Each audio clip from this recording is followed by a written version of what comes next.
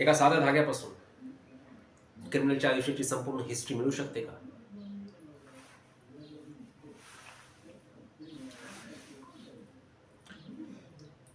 तुमच्यासाठी फक्त साधा धागा किंवा माती असू शकते, पण आमच्यासाठी संपूर्ण पुस्तक आहे. पुस्तक अपराधीच्या आयुष्यावरती संपूर्ण पुस्तक.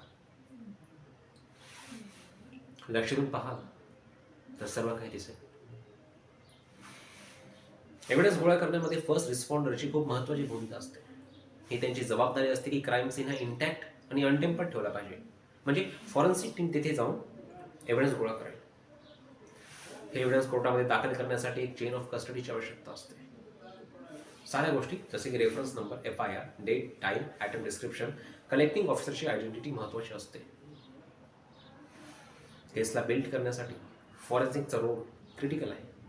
एक साधी जरी चूक झाली असेल एव्हिडन्स गोळा करण्यामध्ये, तर कोर्टामध्ये संपूर्ण केस ही इनव्हॅलिड ठरू शकते. असाच एक धागा आमच्या हाती लागला आणि त्याच्या मदतीने आम्ही संपूर्ण केस सॉल्व्ह केली.